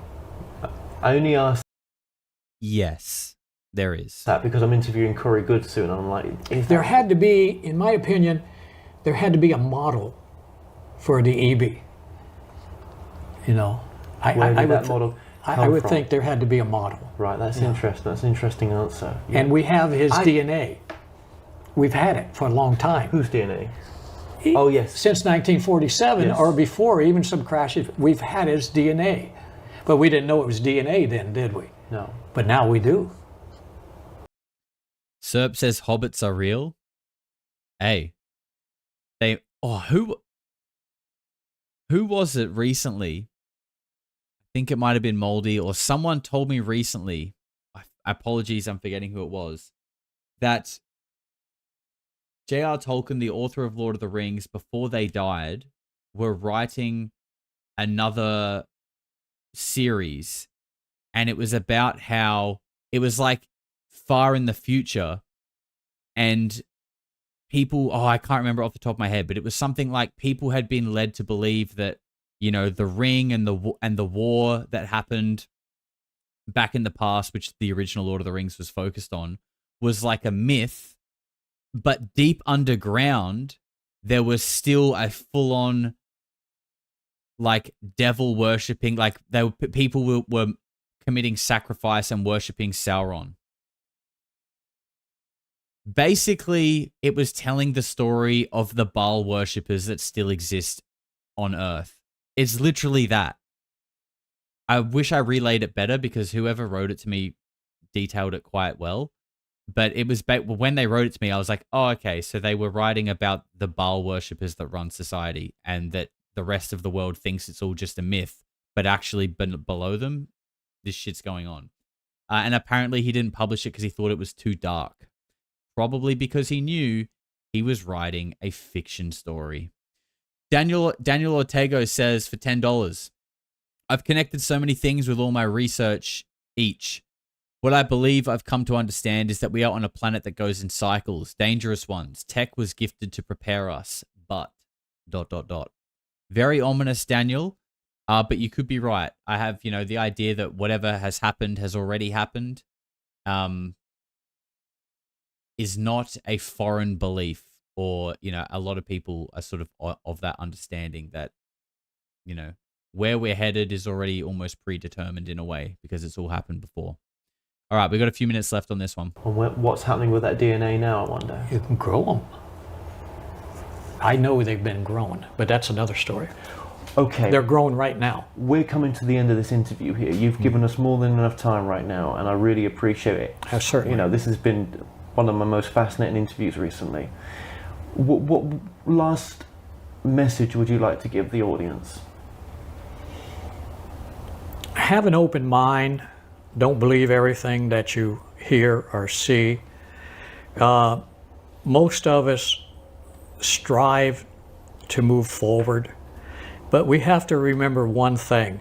God created us all equal, and the differences between us, every race, is only a fraction. But we strive as human beings to perpetuate that tiny difference, and it ends up in war. It ends up in all types of conflict. The earth does not have to be a place of conflict. And if you just believe in some of this, not the technology part, not the UFO part, but there are other realms that maybe would like to see us survive. The Drake equation, how many destroy themselves? How many societies? We don't have to destroy ourselves. Take a look at that difference and realize what it is. We all want the same thing. We want our children to grow better than us. And could you say, just ending this as well, I want to ask you this, when we talk about, you talked about there's other realities, but could there be many other realities? I believe so. Many other Earths? I believe so. He's dropping some bombs there, and he's right. We all do want the same thing. We all just want to live. It's wild, right? Like, of course, all humans just want to live in a happy, peaceful, harmonious world, yet for some reason we cannot stop being at war. It makes you wonder if it's actually man-made or if it's influenced by something else. Now, while that was up, I just pulled up what I was talking about Lord of the Rings, because I wanted to just clarify this because it's interesting. It was my man, Moldy Potions, who I don't think he's here at the moment, but he is a resident weirdo. And he says, J.R. Tolkien started working on a sequel to Lord of the Rings called A New Shadow before his death. The plot was that the War of the Ring was an old myth, the truth forgotten, and men had gotten comfortable in a time of peace. Underneath the city of Gondor, a secret satanic cult was worshipping the old god Sauron with blood rituals, and the evil in men's hearts was beginning to be tempted again. Tolkien stopped writing it because he said it was too depressing. What the Khazarian Mafia? What the Baal-worshipping control structures that exist today? No wonder bro stopped. He realized he was just writing the new edition of the Britannica Encyclopedia. No, I'm sorry. Look, that's super negative, but you know, it does kind of seem like a reality. Guys, I hope you enjoyed today's stream. I had a lot of fun. That interview, like I said, I'd been sitting on it for a little while. Today felt like the right day, and there was so many nukes. There was so many nukes in that one. I really enjoyed it. I think that's one that we should probably keep in the back pocket, come back to it. And if you want to watch the full interview, I will update the description with it very soon. But for now, I'm going to put a few things together, and I'm pretty sure we're going to be live in about 12 hours, about midday tomorrow in Australia. So with that being said, we can say goodbye to Suki one last time before we go. She doesn't really seem too interested. Oh, there she is. Good night, Suki. Thank you for your hard work today. You've done really well. Everyone appreciates you. You're beautiful. You're cute. And I also appreciate you guys. The generosity, like I said, is unmatched. I hope you had a good time. I love being here. Make sure you join the Discord, get in the conversation, check out the merch store, but be good, be kind, and touch grass. And I'll see you, hopefully, tomorrow morning. Take care. Eventually people are going to say, what the hell is going on? No matter how far you go into the dark, when you flip, you go exactly the same place to the light in our galaxy. Everything. Because everything is in balance. Everything is a polarity. I think it's just going to get weirder and weirder and weirder, and finally it's going to be so weird that people are going to have to talk about how weird it is.